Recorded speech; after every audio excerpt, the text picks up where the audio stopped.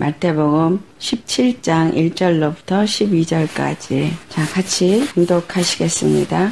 엿새 후에 예수께서 베드로와 야고보와 그 형제 요한을 데리시고 따로 높은 산에 올라가셨더니 그들 앞에서 번영되사 그 얼굴이 해같이 빛나며 옷이 빛과같이 휘어졌더라. 그때 모세와 엘리야가 예수와 더불어 말하는 것이 그들에게 보이거늘 베드로가 예수께 여쭈어 이르되 주여 우리가 여기 있는 것이 좋사오니 만일 주께서 원하시면 내가 여기서 초막 셋을 짓되 하나는 주님을 위하여 하나는 모세를 위하여 하나는 엘리야를 위하여 하리이다. 말할 때 호련히 빛난 구름이 그들을 덮음에 구름 속에서 소리가 나서 이르되 이는 내 사랑하는 아들이요 내 기뻐하는 자니 너희는 그의 말을 들으라 하시는지라. 제자들이 듣고 엎드려 심히 두려워하니 예수께서 나와 그들에게 손을 대시며 이르시되 일어나라 두려워하지 말라 하시니 제자들이 눈을 들어 보매 오직 예수 외에는 아무도 보이지 아니하더라. 그들이 산에서 내려올 때에 예수께서 명하여 이르시되 인자가 죽은 자 가운데서 살아나기 전에는 본 것을 아무에게도 울리지 말라 하시니 제자들이 물어 이르되 그러면 어찌하여 서기관들이 엘리야가 먼저 와야 하리라 하나이까. 예수께서 대답하여 이르시되 엘리야가 과연 먼저 와서 모든 일을 회복하리라. 내가 너에게 말하노니 엘리야가 이미 왔으되 사람들이 알지 못하고 임의로 대우하도다. 인자도 이와 같이 그들에게 고난을 받으리라 하시니 그제서야 제자들이 예수께서 말씀하신 것이 세례 요한인 줄 깨달으니라. 아멘. 자, 오늘 이 말씀은 유명한 변화산상에서 있었던 일을 기록한 사건입니다. 자, 이 말씀이 오늘 이 성경에 기록되어져서 후세를 만난 우리에게 주시는 메시지는 무엇인가? 제자 베드로, 야고보, 요한이 이제 예수님과 함께 산에 올라갔는데 예수님이 그들 앞에서 변형이 되어져서 얼굴이 해같이 빛나고 옷이 빛과 같이 휘어졌다. 그런데 그렇게 휘어지면서 그들에게 보여진 것이 모세와 엘리야와 더불어 말씀하는 것이 그들에게 보여졌습니다. 이 모세는 누구고 엘리야는 누구냐? 모세는 이스라엘 사람들에게는 굉장히 중요한 사람입니다. 왜냐하면 모세는 율법을 대표하고 있고 이스라엘 백성들을 출애굽한 데 있어서 아주 중요한 리더자였기 때문에 그들이 모세를 중요하게 생각하고 있고 또 엘리야는 또 중요하게 생각하는 선지자 중에 또 하나입니다. 왜 엘리야가 선지자 중에 대표가 되는 선지자냐 하면 바로 이스라엘 백성들을 하나님께로 마음을 돌이키게 하는 갈멜산의 사건이 있었기 때문에 그리고 그 어떤 선지자도 엘리야와 같이 그 바알과 아세라 선지자들을 그렇게 진멸한 선지자는 없었기 때문에 그들에게는 모세는 율법을 대표하고 엘리야는 선지자를 대표하기 때문에 굉장히 그들에게는 존경의 대상입니다.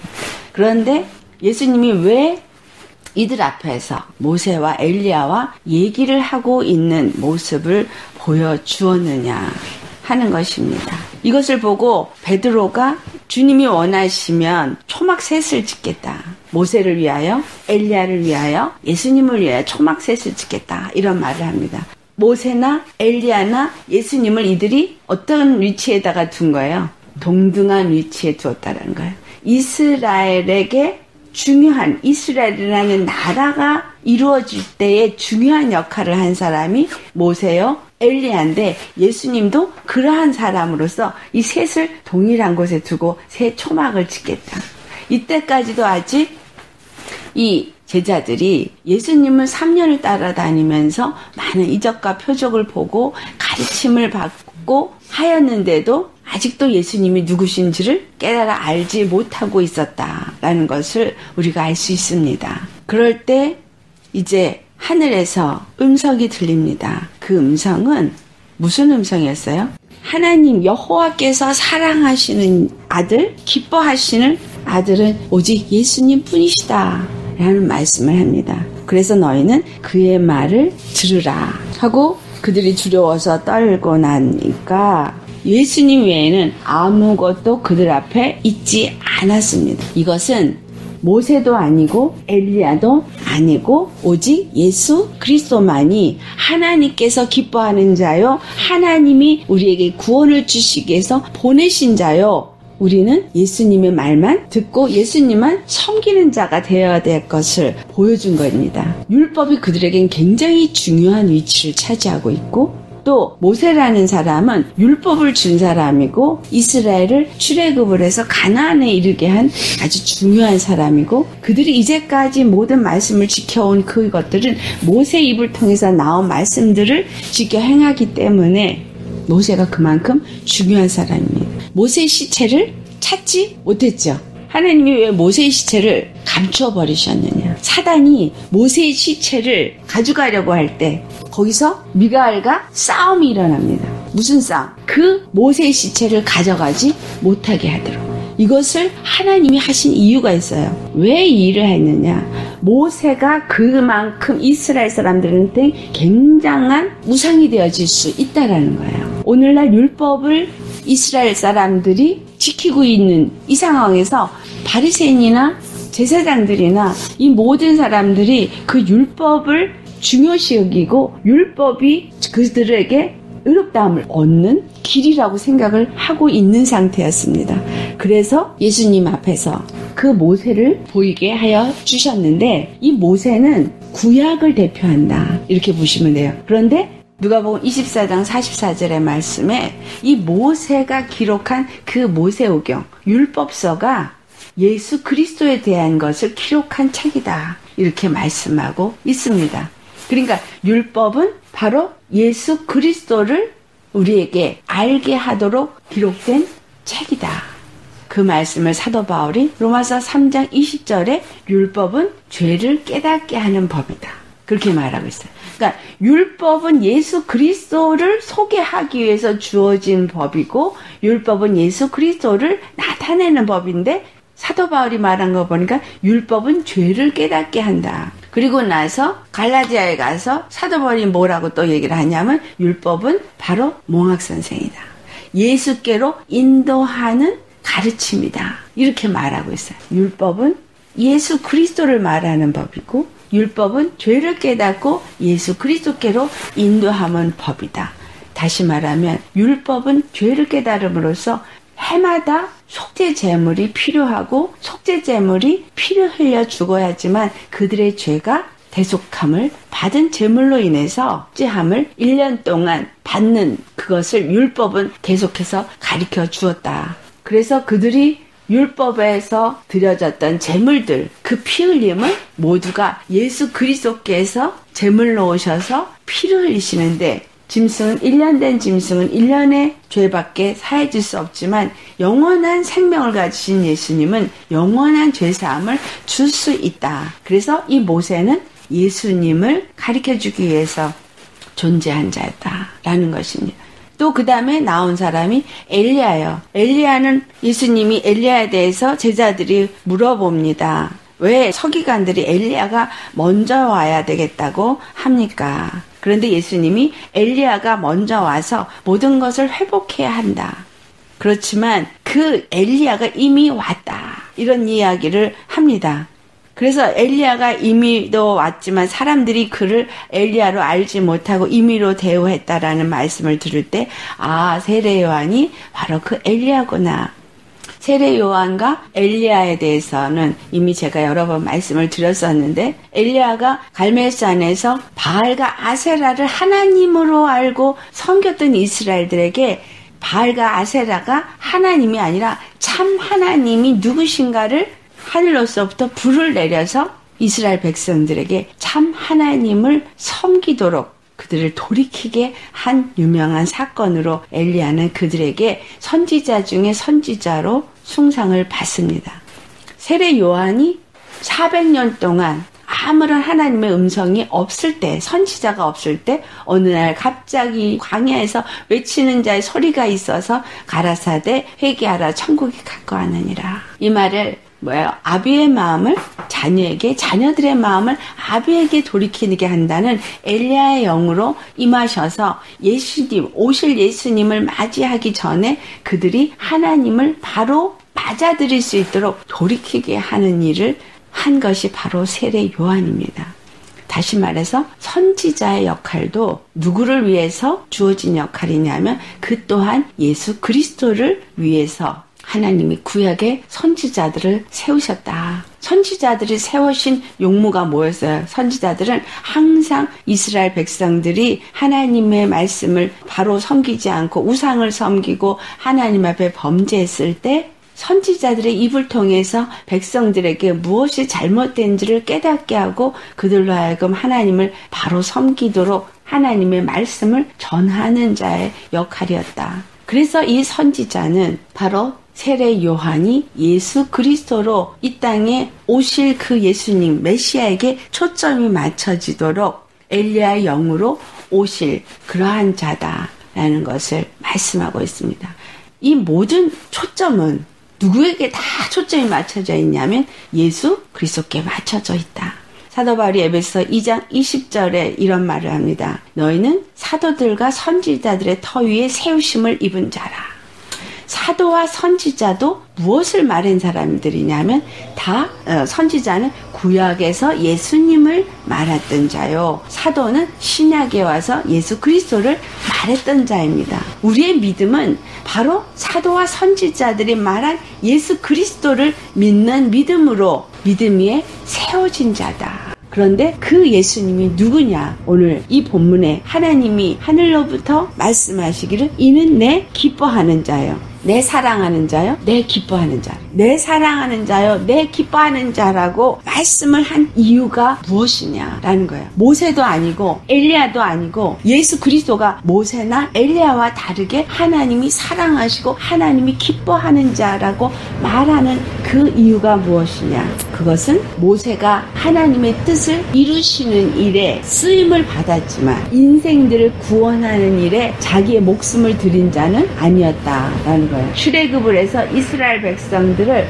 광야를 이끌어서 가나안 땅에 들어가도록 이끌어서 구원에 이르게 하는 하나님의 뜻을 이루는 일에 쓰임받은 자인 것도 맞고 엘리야도 이스라엘 백성들의 마음을 돌이켜서 하나님을 바로 섬기고 하나님의 구원에 이르도록 한 것도 맞지만 그들은 둘 다 누구였었어요? 아버지가 아담의 후손으로 태어난 죄인 중에 하나였다라는 거예요. 모세도 아담의 후손이요.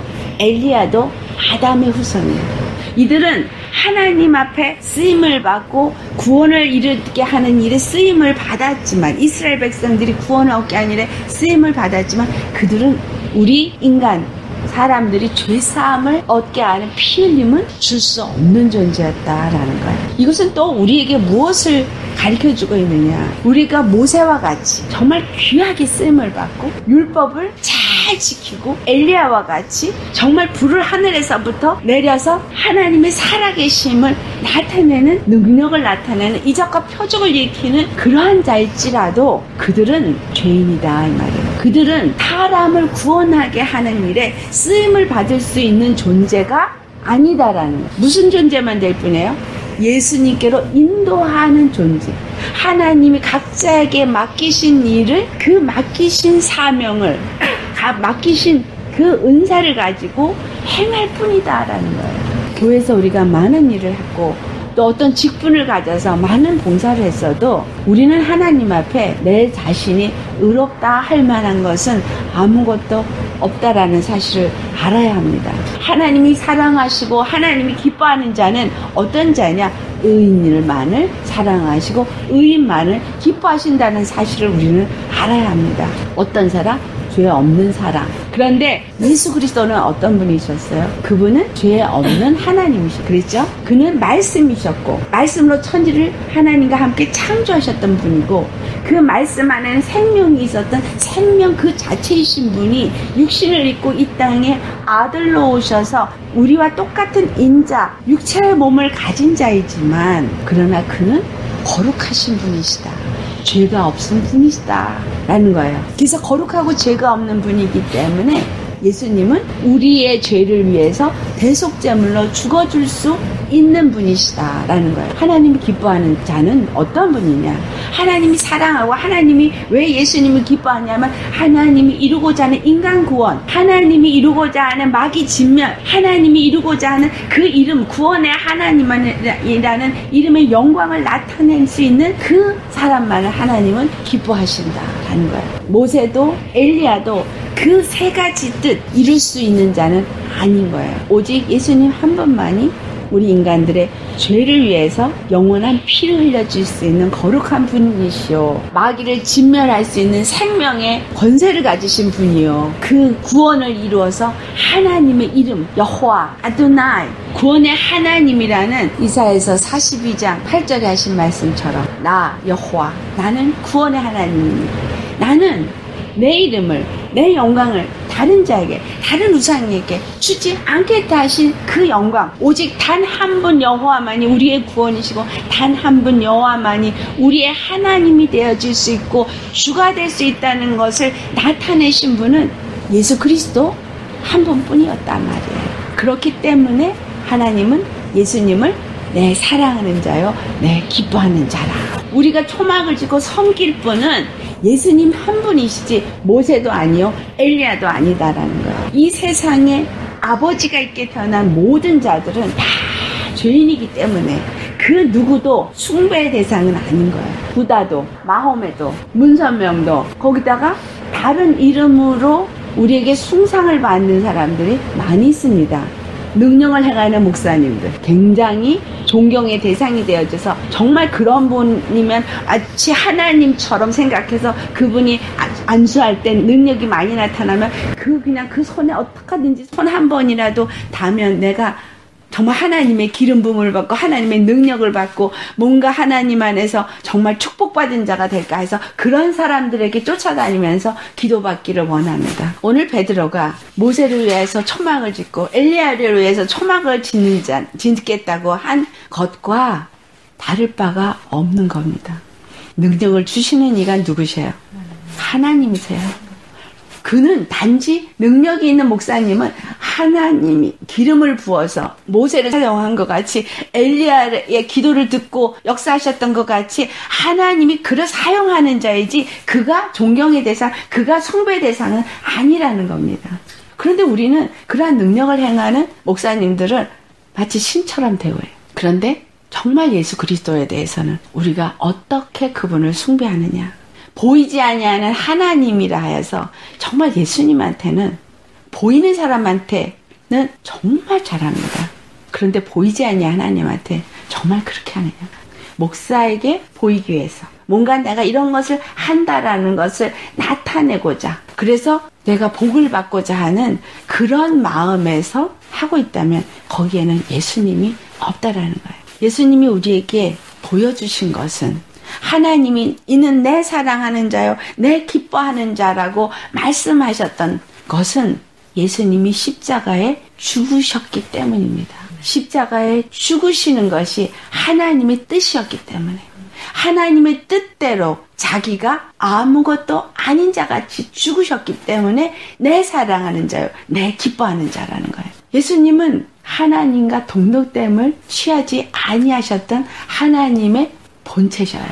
그분은 하나님의 본체신데 하나님이셨는데 그분과 영광을 똑같이 누릴 수 있는 분인데 동등됨을 여기지 아니하시고 죄인처럼 죄인의 형상을 입으시고 조물주 하나님이 피조물의 형상을 입고 죄인과 같이 오셔서 죄인과 같이 취급을 받으시고 죄인처럼 십자가에서 죽으셨어요. 자기를 아무것도 아닌 자로 여기셨고 오직 하나님 한 분의 뜻만을 이루는 일에 자기 전부를 들이셨던 분이셨기 때문에 예수님이 하나님이 말씀하시기를 나는 내가 사랑하는 자요 내가 기뻐하는 자는 예수 하나뿐이다. 예수 그리스도 한 분만이 하나님이 사랑하고 하나님이 기뻐하시는 분이다라는 거예요. 그래서 너희는 저의 말을 들으라. 우리는 누구의 말만 들어야 되느냐? 예수 그리스도의 말을 들어야 되는데 이 예수 그리스도가 우리에게 말씀을 하실 때 누구를 통해서 말씀하시느냐? 사도들이 이 모든 것을 봤어요.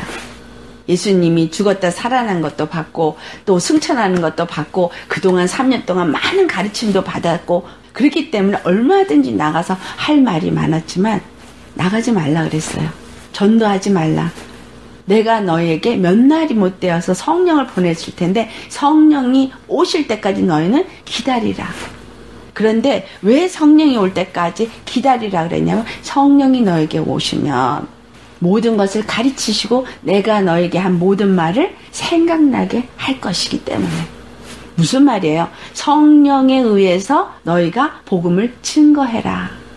성령을 우리에게 보내주신 것은 성령이 오셔야지만 예수 그리스도가 어떤 분이시라는 것, 하나님의 뜻이 무엇이라는 것을 온전히 깨닫고 그 예수 그리스도에게서 바로 증거할 수 있기 때문에 요한복음 17장 3절 영생은 이것이니 곧 유일하신 참 하나님과 그가 보내신 자 예수 그리스도를 아는 것이라. 유일하신 하나님, 바로 우리의 단 한 분 구원의 하나님, 그가 우리에게 단 하나의 구원의 길로 보내주신 예수 그리스도의 십자가의 죽으심과 부활하심을 온전히 증거할 수 있는 것은 성령님이시기 때문이다라는 거예요. 그러니까 성령이 올 때까지 너희는 기다리라. 우리가 성령의 충만함을 받고 성령님의 이끌림을 받아서 많이 예수님을 아는 자요, 예수님을 믿는 자가 되어질 수 있고 예수님을 증거하는 자가 되어질 수 있다라는 거예요. 그렇기 때문에 이 말은 우리에게 오직 예수님만이 단 하나의 길임과 예수님을 온전히 알기 위해선 성령님이 우리 안에 임하실 때만 이 모든 것을 우리가 온전히 알고 증거할 수 있다는 것이요.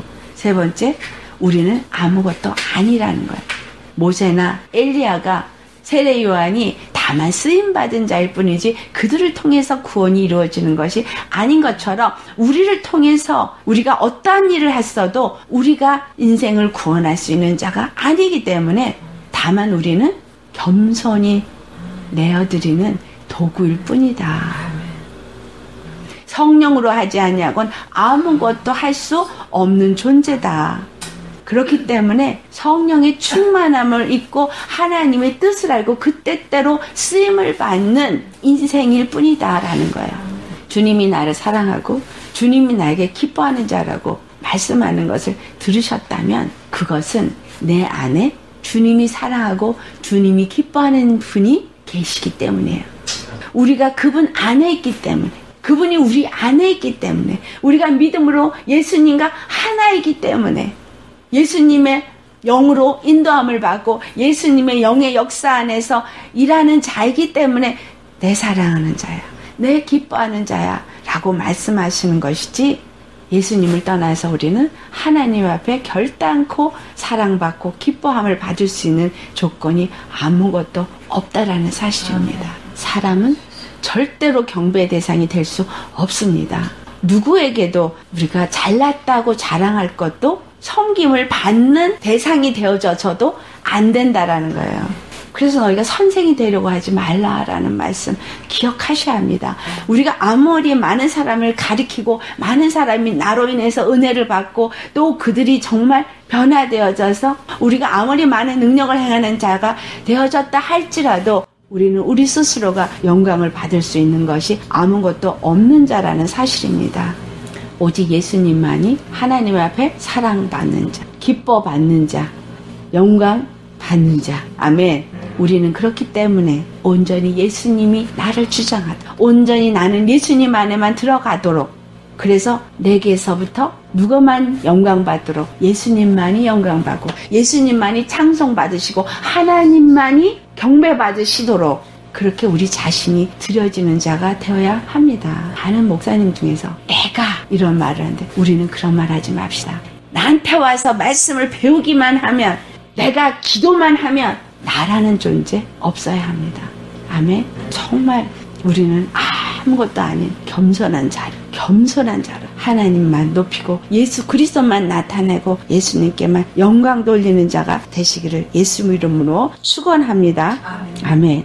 우리는 오직 예수님을 통해서 주시는 말씀, 성령님이 주시는 말씀을 들어야 되니까 나는 죽고 성령님이 나에게 온전히 말씀하도록 하셔야 온전히 주님의 음성을 들을 수 있습니다. 그렇지 아니하고 내가 죽지 아니하면 내 안에서 사단이 하는 음성을 듣고 마치 그 음성을 하나님의 음성처럼 착각하고 듣고 하나님이 말씀하셨다, 하나님이 감동을 주셨다, 이런 엉터리 같은 말을 하고 하나님이 예언하셨다, 그렇게 말하고 있습니다. 주님은 우리를 살리시는 구원의 하나님이십니다. 오직 모든 영광은 하나님 아버지께만 돌리는 분이십니다. 그렇기 때문에 우리의 삶 속에서도 영혼을 살리고 하나님께만 영광을 돌리는 일이라면 그것은 하나님께로 온 것이지만, 말씀도 하나님께로부터 온 것이지만, 그렇지 않다면 사람의 생각에서 오고 사람의 계명에서 오고 사람의 마음에서부터 올라와서 거짓 선지자들이 자기 마음에서 올라온 것을 마치 하나님이 말씀하신 것처럼